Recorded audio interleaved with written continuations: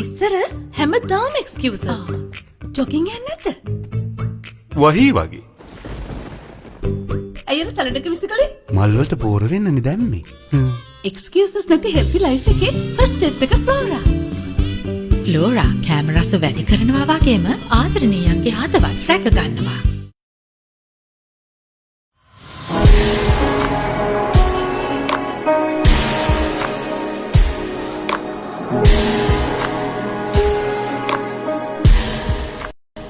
දැනට රටේ පවතින පොහොර ගැටලුවට පිළියමක් ලෙස අම්පාර සරල ඉංජිනේරින් අප ආයතනය විසින් නිෂ්පාදනය කරන ලද කොම්පෝස්ට් ෂෙඩර් යන්ත්‍රය තමයි මගේ මේ පතේ තියෙන්නේ. ඉතින් දැනට රට තුලට රසායනික පොහොර ගෙන්වීම සිදු කරන්නේ. ඉතින් ඒකට පිළියමක් ලෙස තමයි කාබනික ද්‍රව්‍ය කැපල කිරීමේ යන්ත්‍රය නිෂ්පාදනය කරේ. මේක අපි නම් කරලා තියෙන්නේ SHR 0.45 කොම්පෝස්ට් ෂෙඩර් යන්ත්‍රය කියලා.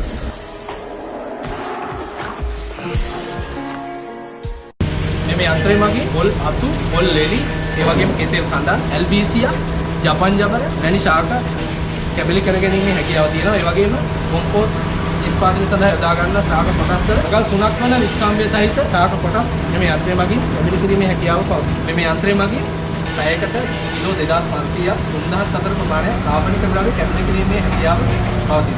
මේ යන්ත්‍රය ක්‍රියාත්මක කරන අවස්ථාවේ පැයකට ඉන්ධන ලීටර් 2ක පමණ ප්‍රමාණයක් දහනය වීම සිදු වෙනවා.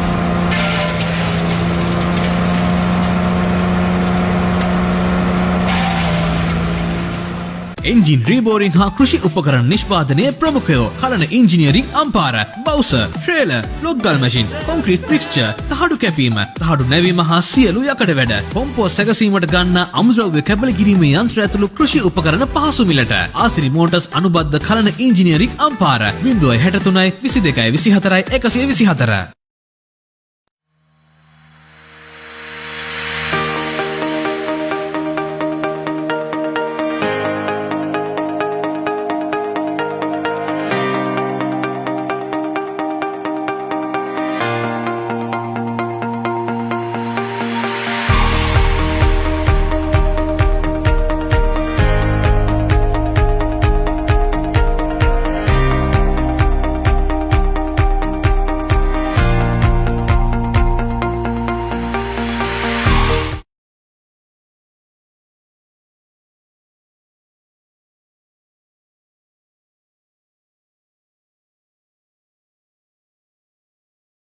Creative Circuit 2.0 today. And as you all know, we are functioning towards the aim of bringing in more and more insights about the creative industry.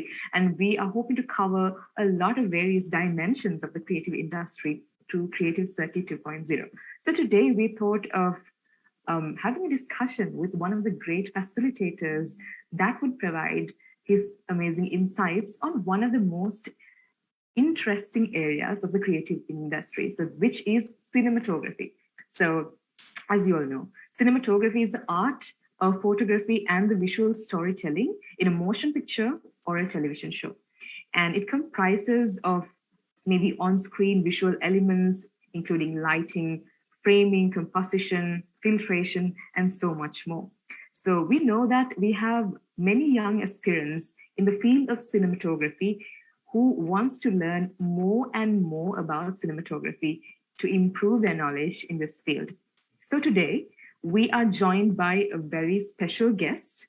We are joined by an acclaimed cinematographer known for his work, Yellowstone and Fear the Walking Dead, which are two of your very significant compositions. So please let me welcome on board Mr. Adam Suschitzky. So it's great to have you on board. And how are you doing today, Adam? Thank you. A pleasure to be here to join you. Thank you for inviting me. It's our pleasure. So today, in today's session, we are going to touch upon different parts and different aspects of cinematography and how you weave cinematography as a concept and how you experienced it along the way towards achieving excellence.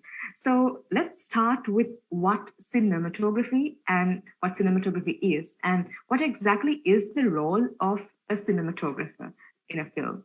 So maybe you can share your great insights about that. Cinematography, it is fundamentally it's the translation of the script to the screen.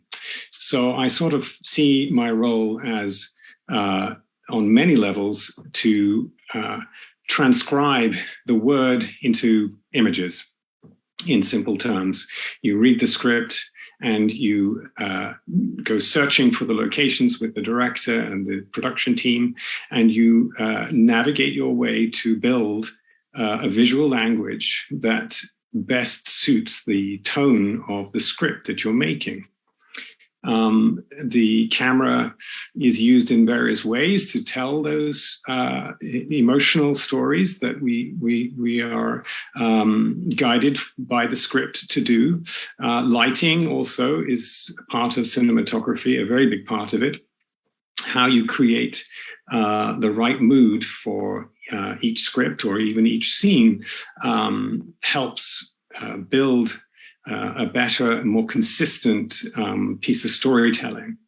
How you move the camera, what type of lenses that you use, what sort of camera you choose, what level of color are we going to create? Is it going to be saturated? Is it going to be desaturated? These are all tools that a cinematographer will be dealing with. How you collaborate with all the different members of the team, because filmmaking is such a collaborative art form.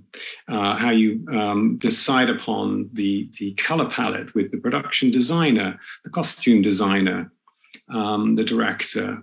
These are all parts of cinematography, because in the end we want the piece to feel as one very consistent, very carefully regarded piece of filmmaking. What was the second question? If that was cinematography, what was your second question again? Yes, Mr. Adams. So my second question was, what exactly is the role of the cinematographer in the film? So yes, if you could share your insights on that. The role of the cinematographer on a film or a piece of streaming or drama differs greatly depending on the production, the type of material that you're making, the personalities of the director, the producer. There are many different functions that cinematographer might need to take. Some directors are very strong at performance and dealing with the actors, and less strong at a language to discuss and to formulate how to set the camera. And so in those relationships, the director is dealing with the actors, and in a very basic term, I might be dealing with the camera and how to construct a scene. There are other directors who are fascinated by the lens and what the lens can do and what camera movement can do, and they will have a much stronger input into the construction of a scene. So at the beginning of any job, the cinematographer has to be something of a chameleon and work out very quickly what are the strengths and weaknesses of the director, where can you fill in, how can you complement. Also, on a broader term, how can you help the entire production to deliver what is being requested? And that can be a collaboration with the producer as much as with the director. So those are the sort of global terms. Then on a day-by-day basis, the cinematographer has to be responsible for the pace of the shooting. How long you take to create each setup is very significant to the cost of the production. So you are very much responsible to spend the time very wisely and understand ahead of time how much time you will need and what sort of equipment you're going to need, how many people will help you facilitate what is being demanded of you on each day. So you are also a sort of assistant director. You are also the production accountant because you're spending the money of the production. So there are many, many different hats the cinematographer has to take. Of course, the most important one is the creative and how to help the director construct a scene using the camera and then building with the lighting, how to allow that director to get the best performance on camera in the time that you're given. So these relationships change with each job and with each script. I was just in Thailand shooting in the jungle for many months. And so that had its own set of responsibilities that another job as a cinematographer would not have. So it's a very stimulating role and always changing on a script by script basis, but also on a day by day basis. It's an all encompassing position that the more I do, the more I realize how many different skills one has to have. Yes, thank you so much, Mr. Adams. So I think you elaborated and you gave a very vivid introduction as to what exactly happens in the role of cinematography. And I'm sure now when we consider your experience now, just as you said, the role of a cinematographer changes and you have to be open-minded to go through all kinds of different experiences and challenges that you meet up with day by day. So I'm sure you have a lot of fantastic experiences to share with us as well, and we're looking forward to hear them within the discussion today. But first, before going to that extent, let me first ask you what exactly inspired you to become the cinematographer that you are today? What was the commencement like? What were the roots of this journey? Thank you. I'm always interested in that when I meet other filmmakers, because in the film industry, everybody creates their own path.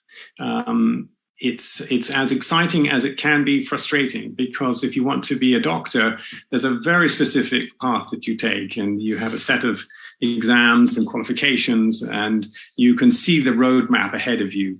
If I start here, I will be qualified there. In the film industry, that's very, very different. And so people come from wildly different backgrounds and have their own stories to tell. So my personal story is that I was born into a family of filmmakers. I am actually third generation cinematographer. My grandfather started this family business in the 30s and was a documentary cameraman and an accomplished still photographer. And in the end, made significant movies in the UK. And my father followed in his footsteps and became a very notable cinematographer in his own right. So I was inspired by these two figures. I was inspired by photography. Initially, I was given a camera when I was about 8 or 9 and experimented with photography for my early years and grew up following my father around the world to the film sets that he was on, and was deeply influenced by the films that he was making. At the age of 7 or 8, he made a little film called The Empire Strikes Back. And that influenced me, I think, beyond my imagination as to what one could achieve and what one could create as a cinematographer. So I initially wanted to be a photographer, as I say, but the influence of these filmmakers around me very quickly made me realize that actually it's film that I wanted to be involved in, and cinematography because of my grandfather and my father. This drive became a sort of a thirst to try to achieve something of what they had done. But of course, at a young age, you have no idea if just because your father and your grandfather are good at it, whether you are going to be good at it is not a guarantee. So I went to film school in the UK, a terrific film school called the National Film and Television School, where I was able to develop and experiment and make documentaries and dramas and all sorts of different things. And that gave me a terrific opportunity to discover for myself my own, the very beginnings of my own style, let's say, or at least my own knowledge of what I could do with this medium. Amazing. So as we can see, I think now it goes back to history, and also you right now encompass the creative ideas, the creative cinematography, the insights that coming from 2 prior generations as well, I'm sure. And also you have been invigorated by the curriculum, the school, and the education that you've been empowered with when it comes to the cinematography. So now with that, I think we can also speak a little bit about the techniques and how you include cinematography within the film. So my next question is about that. How do you build the relationship, the storyline, and the cinematography? So how would you address on that? How do you draw this? Just to say that one more time, the storyline with cinematography. How do you support the storyline with cinematography? Is that your question? As in, how do you sort of build the relationship between the storyline of the movie or the production and the cinematography per se? I think that would give more clarity to the question.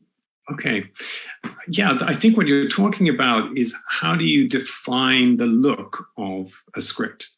And that is a really interesting question because every script demands a different tone. I would call that tone in very simple terms. Is it a comedy? Is it a drama? Is it a thriller? Is it a sci-fi? What degree of naturalism is there? Or is this world very heightened? You can very quickly start to establish from the script the signals that the writer is giving you as to what the photography might need to be in order to reflect this story, in order to enhance this story. There is obviously a movement today that cinematography is becoming more and more naturalistic. You know, if you go back to film noir, it was deliberately stylized in the 50s with hard shadows and lots of smoke. And you could jump to the 80s and say that there was a sort of a film noir movement happening there, but it was in color. And Ridley Scott and Alan Parker were driving the look of movies in that period. And now if we jump to today, we have, you know, the cinematographers working with the likes of Christopher Nolan, who are making very big action movies, but they are very naturalistic. So what I'm saying is that, yes, you will take each script and work out the look that you want to develop, but you're also working within a movement, and you have to be aware of what this movement is. And I think that it's not that you need to copy other people at this moment, but you want to work with the developments of the movement of cinematography. So we find ourselves at a time with a very naturalistic movement happening. But I still feel that naturalism needs to be guided. And in order to, you know, when you take a script, you're trying to guide the audience to a story. You're trying to take them on a journey. And every decision that you make as a cinematographer influences the tone of the script. And you want to take a measure of not only what the writer is presenting, not only what the director is presenting, but then what the production designer who's going to build the sets, their interpretation, and what the costume designer is going to bring. And then finally, when you get to shoot it, you may have already had your ideas of, well, I think we should use this type of camera. We should use these type of lenses because they're going to enhance the world that I'm reading on the page. But finally, you're going to see the performance of the actor. And the performance of the actor, to me, is like the icing on the cake, if you like. Your photography must be in sync with their performance. And I find that performance often guides what I'm doing with the camera as much as any of the other things that I've already mentioned. So that if an actor is being slightly larger than life because the role demands that, your photography maybe needs to be a little bit more heightened in order to sit comfortably with that performance. So I like to spend a lot of time with the script and with the director talking about the tone of what we're doing. We would look at photographs, we would look at other movies, we might look at paintings, we might listen to a piece of music, all to try to whittle down what it is this piece is saying to us. How is it speaking to us? What language does it want the photography to take? So in basic terms, how colorful is this going to be? Are we going to use long lenses to crush the background and make it soft like the image behind me? Or are we going to use wider lenses close to our actors to make it feel that the audience is inside the action, not outside looking in? Or are we going to need a combination? Or are there two storylines that are parallel and one needs one style and another needs another to define where we are? So by the time you get to the end of your prep, you've established a set of ideas, maybe you could call them rules, that you're going to bring to the shoot. And then when you get to the production, suddenly things start to speak to you that you may not have realized: the location, the set design, the actors, as I said. And you have to be ready to pivot and to change and to adapt. So there's this sort of dance that happens that starts as a sort of a mental exercise as you're reading and preparing, and then becomes a visual, physical exercise as you respond to the actual shoot that you find yourself on. Ultimately, I want the film that I'm making to be very consistent. It needs to cut beautifully from one shot to the next, from one scene to the next, from the beginning of the film or the episode to the end of the episode. Or indeed, I usually work on streaming shows, so I'm dealing with anything from 6 episodes to 16 episodes. I want the first episode and the 16th episode to relate. They must be interconnected visually. So you're trying to always step very carefully and very precisely with all the decisions that you make, because you will be sure that audiences will notice everything. And that's a strength, and it's also a pressure on the cinematographer to ensure consistency. And that's a word I think that subconsciously I'm thinking about. There's also editing. Editing is a big part of cinematography. And you need to carry in your mind how scenes are going to be constructed, because the cinematographer is the first editor on set. With the director, you are looking at the performances and you are deciding how you're going to cut these scenes. And the editing is going to affect the look of the piece as much as the choice of lenses or lighting. So editing is something that I think an awful lot about. And I would urge all young cinematographers to think about what editing means to them. So these are all the things that you employ to create the look of a show. There are also, I should mention, today you can obviously manipulate the look of your material either on set or in post-production. So you're collaborating with other people. There's a digital imaging technician today who joins me on set. And so I come to him or her and I say, this is the look I'm interested in. I've got references. This part of the show needs to be very warm. Then as things get tense, we're going to go colder. And so you're also building the look with a collaboration with the digital imaging technician. And then in your post-production, if all that has gone to plan, you then collaborate with the colorist at the very end to then sort of build a very consistent look from one scene to the next. You're going to grade the images like using Photoshop. If you're not familiar with color timing, that's essentially what we do. And so the building the look happens from the script stage to the shoot stage to the post-production stage. It sort of has these 3 chapters in a way. I hope that answers something of that question. Yes, totally. Thank you so much, Ms. Adam. And another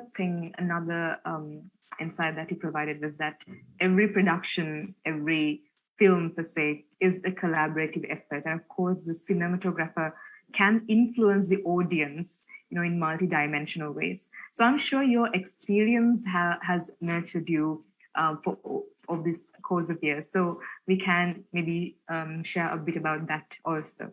So if I may ask you, what is the most rewarding production, or what is the most rewarding production that you have worked on so far in terms of cinematography? I've been very lucky to do some amazing projects. I think that the most rewarding one in recent years has been on Fear the Walking Dead, which I shot in Austin in USA, and with an amazing group of collaborators. You mentioned the collaboration, and that's a really big thing for me. I right at the beginning of my career, I chose specifically to be in film rather than be a stills photographer because of that collaboration.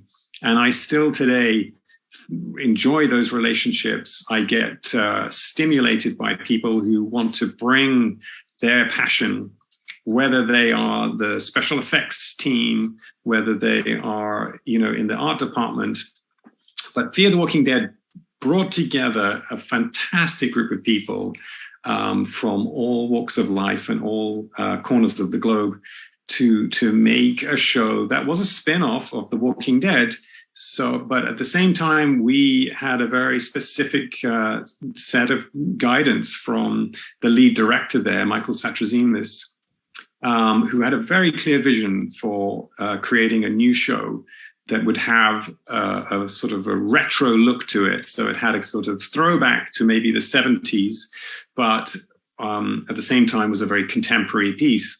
And all these people, the amazing production designer who came from Mexico, Bernardo Truo, he is a genius.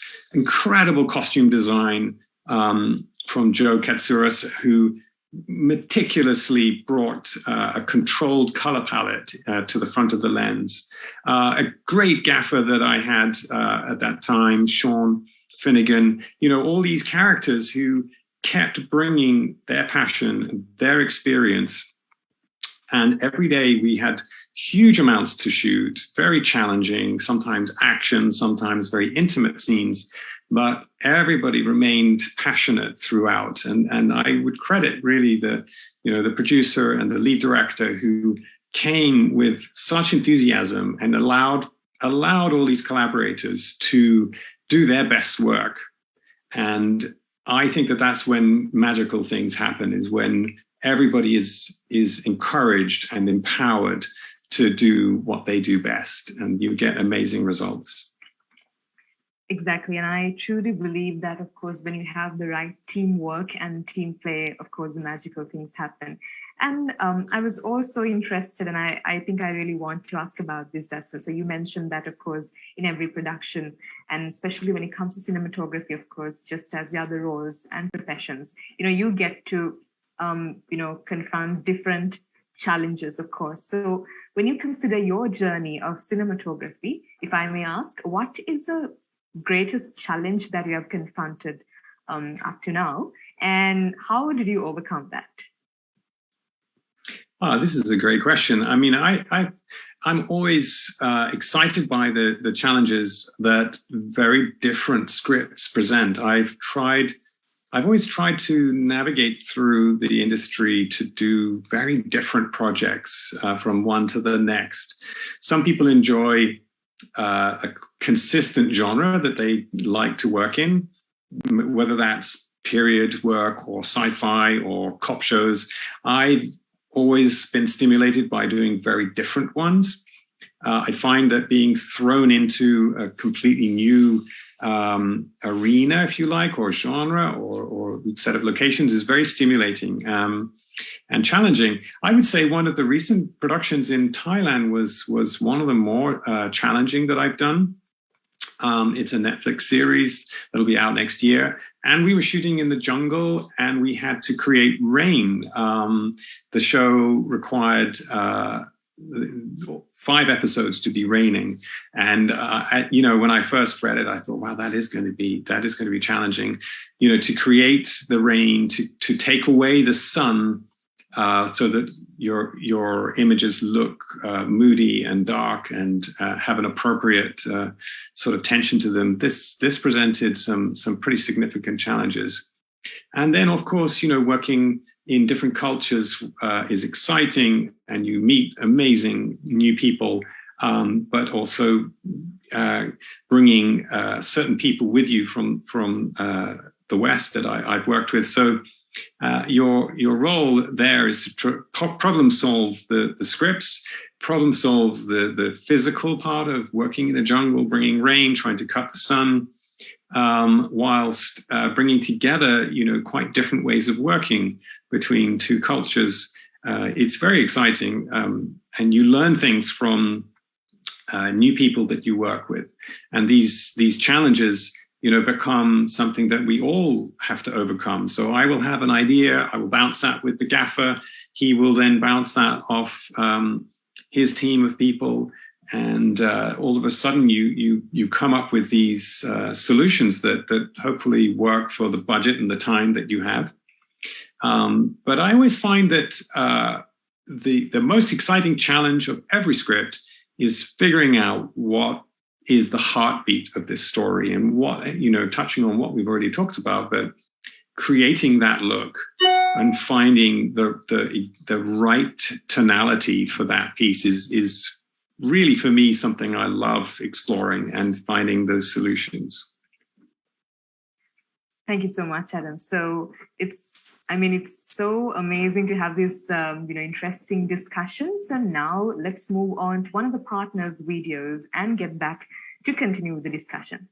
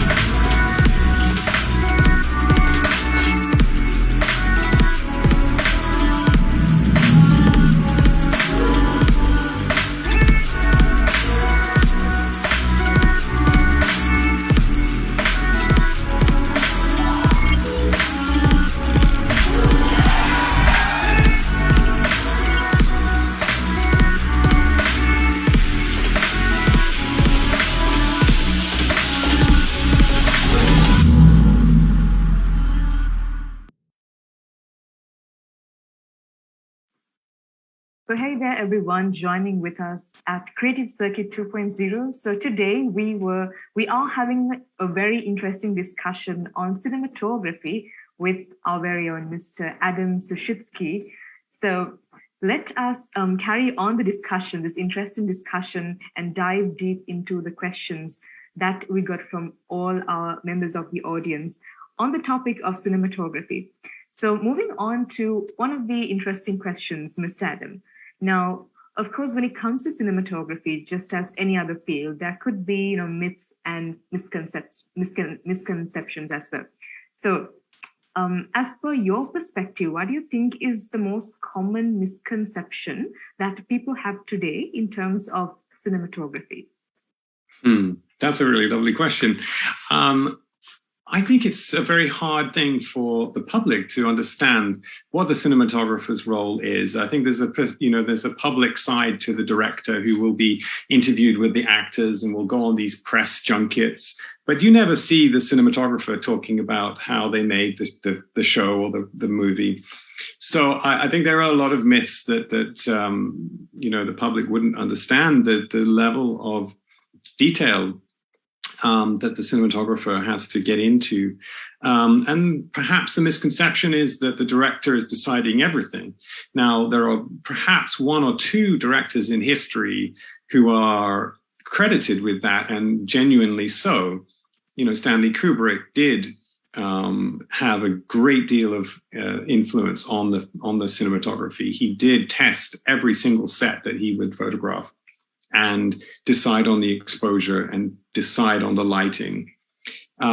David Fincher is also equally credited as being very, very heavily involved in the look of the movies and the TV shows that he makes. And you can see the consistency.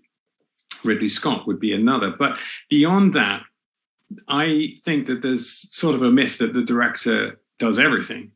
And whilst I do not diminish the role of the director because they have extraordinary visions of their own, they don't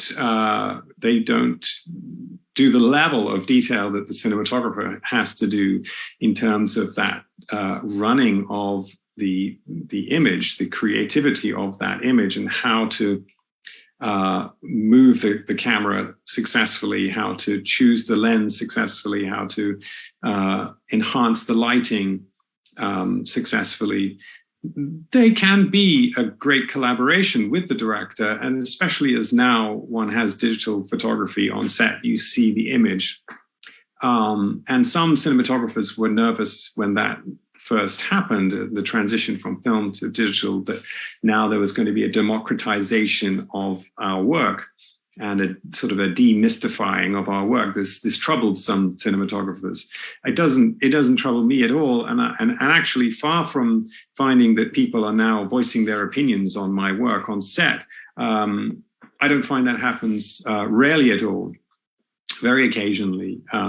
So I think that's the fundamental myth, is that perhaps the director does everything. And of course, there are those out there that do an enormous amount. But I love that collaboration with such directors who have strong ideas on the photography. But that would probably be the main myth that I would put my finger on. Yes. All right, Ms. Adam. So as you said, I think in the discussion that we are having now, so one of the key things that you highlighted is the consistency of the production. So of course, to bring out a very consistent output in terms of the production, you need a tremendous technical effort behind that production as well. So I'm sure you have a massive collection of specialist equipment to call upon for your work. So what kind of technology that you incorporate while you work as a cinematographer? Great, yeah, that's a fascinating question. Technology is a really important thing for the cinematographer to master and to keep on top of. However, there are cinematographers who are more obsessed with technology than I am.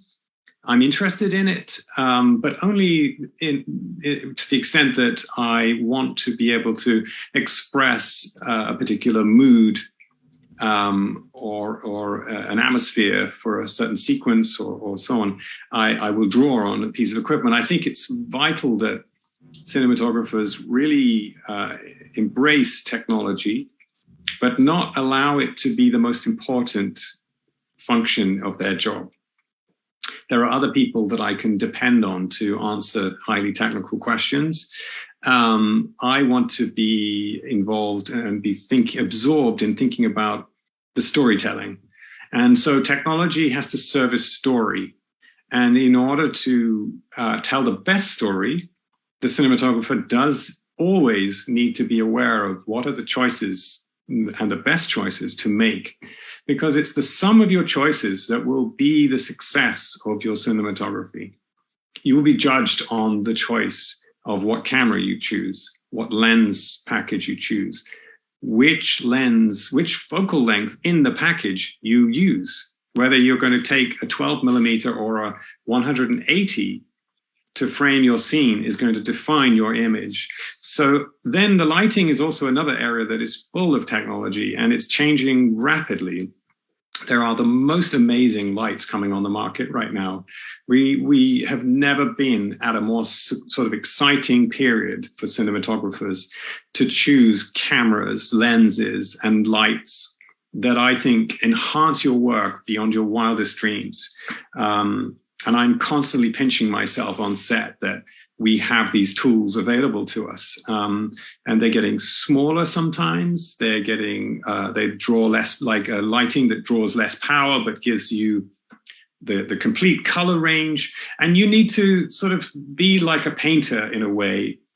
And you have your canvas there, which is your script and your actors and your location. And then you have your array of paints in front of you, which would be your lens package and your lighting package. And for every particular shot or sequence, you're drawing on those colors and on those brushes that a painter would choose.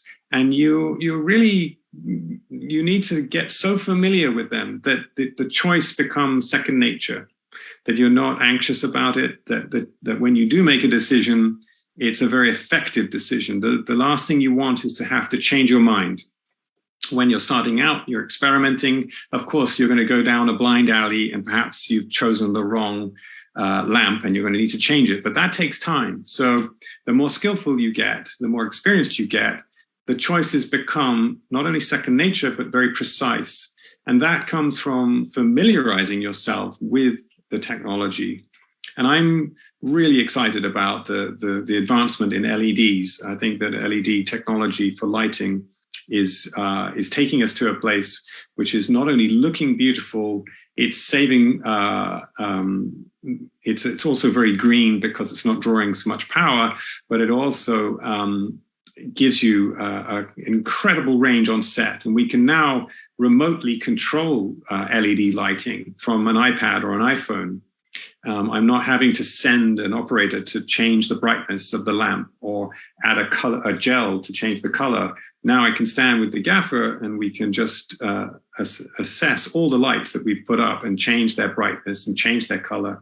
So knowing technology, I think, is something that you want to really absorb yourself in and then let it go and then focus on story and remember that story is more important than technology. Exactly. So in a way, of course, the role of the cinematographer encompasses how you tell your story and how you showcase your story. So of course, that would be of utmost priority when it comes to the role of a cinematographer. So of course, another thing that you mentioned is that the proper coordination and the coordination, the collaboration within the team to give out the final output. So, of course, when you try to bring in your free creative aspect as a cinematographer to a production, there can be instances when someone disagrees with your artistic vision. So have you maybe met with any instances as such, and how do you tackle those kinds of situations when you see someone, when you meet up with someone who does not see eye to eye with the artistic vision that you bring in? That's a very interesting one. Filmmaking is so much about personalities and taste. Taste comes into almost everything that you see on screen. It's the taste of the director, it's the taste of the producer that you're seeing, because their selection of all the members of the crew are going to add or take away, and sometimes from the quality of what you'll see. So, of course, there are these amazing relationships that just happen instantly, and you bond with people you've never met before from a different part of the world, and you find that you're very stimulated by their thought process and that you share a set of values and a taste in filmmaking. And then, of course, there are times when that doesn't happen. And that's what you're talking about, which is very, very tricky. And I think it takes as much to learn about politics as it does about storytelling, because fundamentally a film crew is a very political animal and a very hierarchical one. And so I suppose that's a lifelong quest. Some people find that they find this part of it much easier than others. I, as a young man, am very happy to admit that I was not very interested in politics of the set and just only obsessed with the creative, and perhaps naively thought that, well, if the work is good, then you'll just keep working and it doesn't really matter about everything else. That was very short-sighted. And as I kind of got more experience, I realized, well, actually, I need to learn about these relationships and how to collaborate with those people or those directors or whoever it is that at certain moments doesn't share what you're saying. I think the simple answer is that you need to be flexible. As a cinematographer, you are not the director. The director has the final say. It's almost like final cut. For some of them, it's their piece. And, if they choose a lens that you disagree on, or if they think that the way the camera should move is not how you think the camera should move, you present your case, you explain why you think that the story will benefit from the way that you're seeing it, and if they see it differently, okay, we'll go with what the director wants. Of course, if the director is still respectful of you and thankful for your contribution, that makes that much simpler. You can, I'm very happy to work with people who have a mutual respect, and that's fundamentally what I try to give to my team as well, who will come to me with ideas as well. My operator will suggest something, or my gaffer will suggest a sort of way of lighting something. And of course, I'm delighted that they come with these ideas. And much like a director, you're trying to filter what is the right thing for this scene and what perhaps isn't the right thing for this scene. And I think you may disagree, but you try to keep that a positive rather than a negative. So I try to always see the positive. And that way, I think you build a trust. And when there's trust, you can have disagreements, but you will keep your relationship positive. Exactly. I think when it comes to a certain production, having the faith in everyone of the team is crucial to come to a very collaborative and a successful production.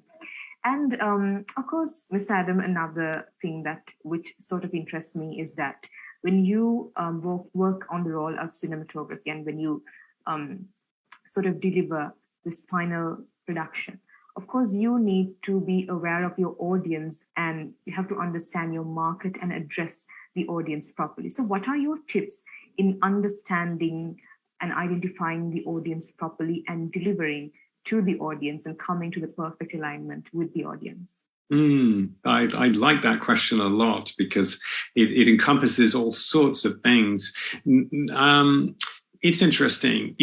My grandfather turned 100 and he lived 100 to 104. When he turned 100, he was given an award by our Film Academy, the BAFTA. And he went up on stage and he said, all my life, I tried to deliver what the director wanted, the vision that he wanted. And then my father came up on stage and said, all my life, I wanted to challenge the director on his vision and then build something together. So thinking about your audience is an important thing, and your market is an important thing in order to not wildly deliver something that they won't relate to. I like to think of filmmaking as not being in a vacuum. You do need to be aware of what this market is that you're working in. You need to find a balance, because if you're constantly second guessing what your Apple audience or your Netflix audience is going to like, I think you could lead to work that is not as original as it might need to be. It might not be as fresh as it needs to be. So I think, of course, one wants to be aware of what the market is doing. And as I mentioned earlier, I am aware that cinematography is going through a movement that is quite naturalistic. Now, that can mean all sorts of things to different people in different parts of the world. So, take this Thai production I just did. It's for Netflix. It is in Thai, in the Thai language. It has Thai actors, of course, but it's written by a friend from Hollywood. It's directed partly by a Thai director, but also partly by an American director. So, we could have done it in a more, Southeast Asian visual style, or we could do it in a US style, because Netflix, is going to broadcast to 140 million, people. What do you do? What's the answer to that? I would say the answer is to be truthful to the script again. Certain channels used to have very defined looks. In the past, there was MTV. When MTV came out, music channel that's long gone now, but they developed their own style that had, lots of fast cuts and moving cameras and lights and color and so on. And so you had to work in that MTV style. I think today we're luckily at a point where what we are making for streaming networks is rather like movies. We're making a movie of the week, even though it's a 6-part series, even though it's a 16-part series. We've got to a stage now where these streaming dramas are like little movies. And so luckily, I think you can think of it more in terms of I try to think of an intelligent audience who I respect, because I think audiences are very, very astute. I also think I want to be clear with audiences. I want my storytelling to be understood. I don't want it to be overcomplicated or too subtle. I do want the audience to come on a journey with me. I want them to fall in love with the actors. So I photograph them as beautifully as I can, no matter who they are, no matter what age they are. It's not to glamorize them, but it's to give the audience access to them. I want the dark scenes to be dark, but I don't want them to be so dark that an audience can't connect with what they're watching. So I do think of the audience, but I don't allow it to overpower the choices that I'm making on the set every day. I'm trying to create, as much as I can, a movie experience for them. And that is to say that it's cinematic, that it's hopefully challenging them, but it's also bringing them in on the journey, not ever pushing them out. So if it becomes too obscure, if the way I'm photographing it is just too wacky, I know people are not going to be interested and not stay with this journey. I want them to come with us.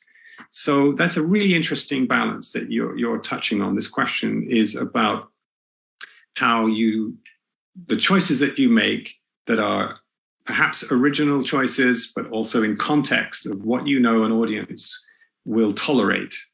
You know, the Game of Thrones experience recently, where it was very, very dark, was bold and beautiful, and I take my hat off to them for choosing to do that.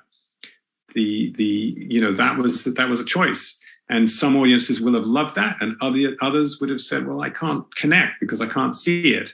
So we have to constantly make those choices with an awareness at the back of our mind of what those consequences will be.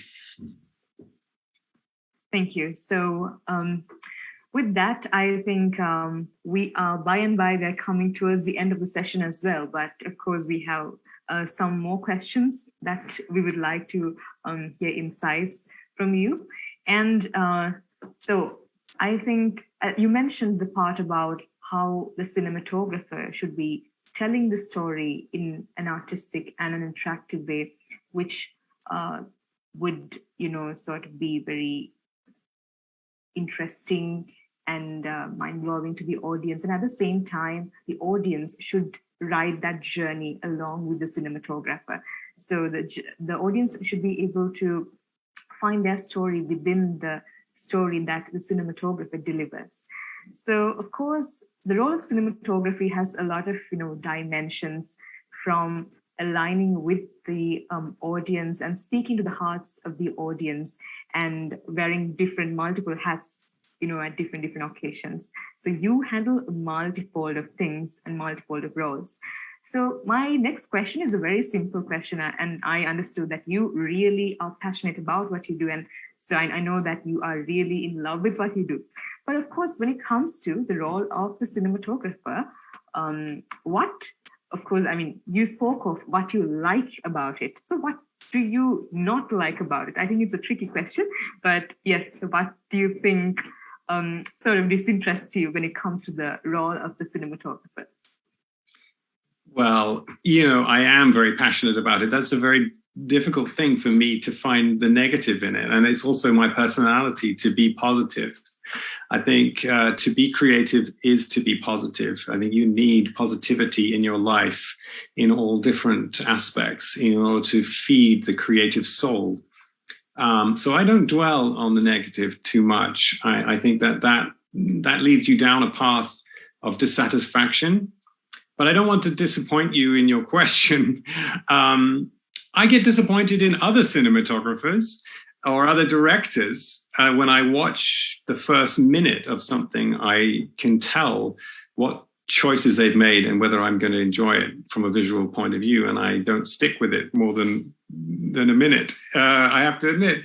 So I'm very lacking in tolerance of other people's choices. But in my own world, I look for positivity. I really do. And I look for collaborators who are positive with me also. And as I say, the creative soul is very fragile. So you need to constantly be looking after it, nurturing it, going to galleries, taking photographs, creating things around you that produce an excitement about what you're doing. But yes, there are negatives. You know, standing in a minus 25 degree field in the middle of the night and you've been shooting for 100 days, you can be quite tired. But I always stop myself and say, well, you're tired, but, you know, people work in a coal mine and it's much more tiring and much more difficult.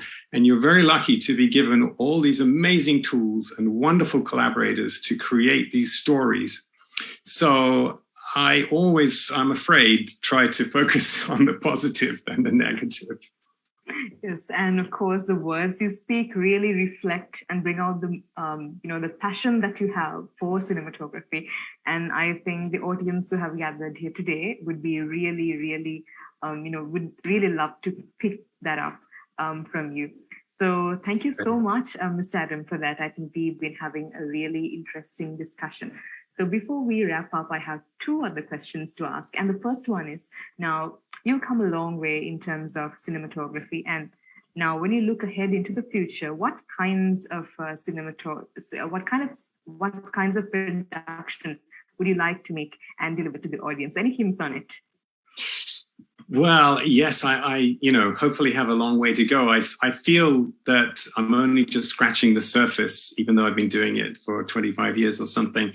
I still feel like I'm, starting out. Every time I go on a set, I feel like, what can I learn today? I want to learn something every day and go home and feel like I'm an enhanced filmmaker.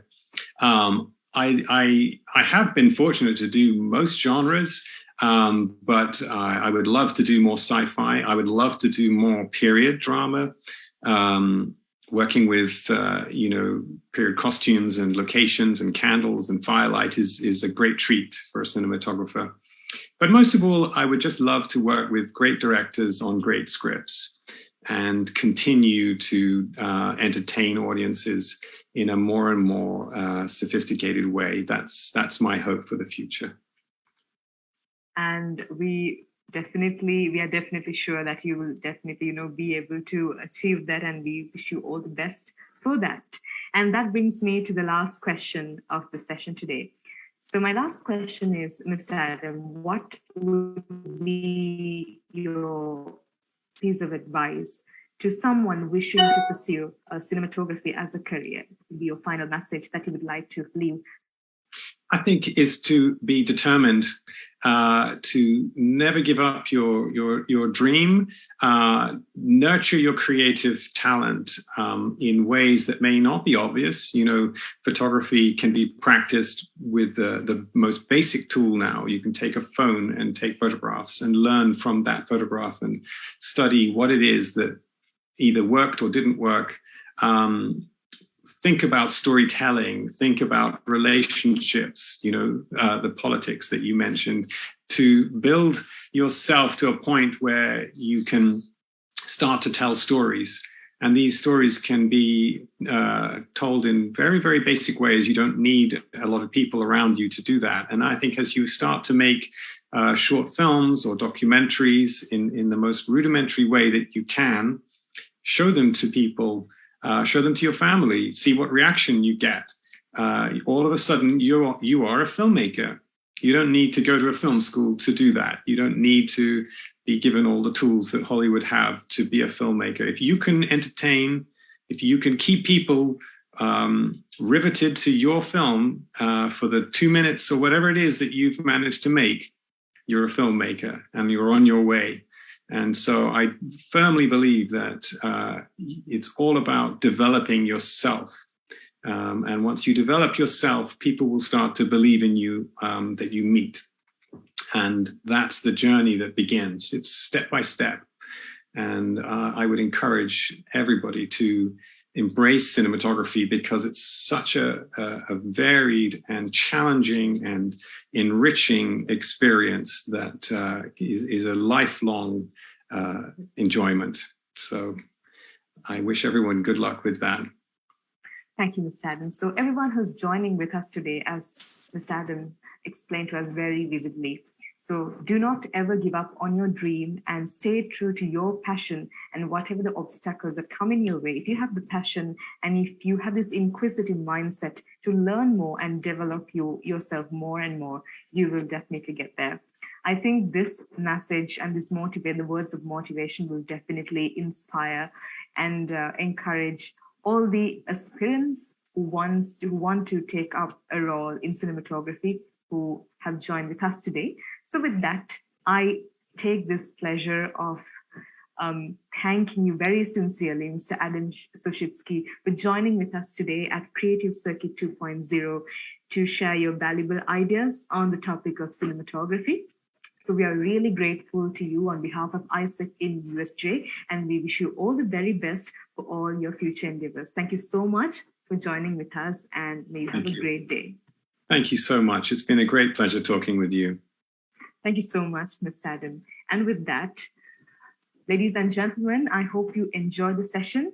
So we have more interesting sessions today, tomorrow, and the day after. Also, so stay tuned with us to learn more and more about the creative industry and develop yourself as much as you can. So thank you so much, and see you with the next session. See you guys.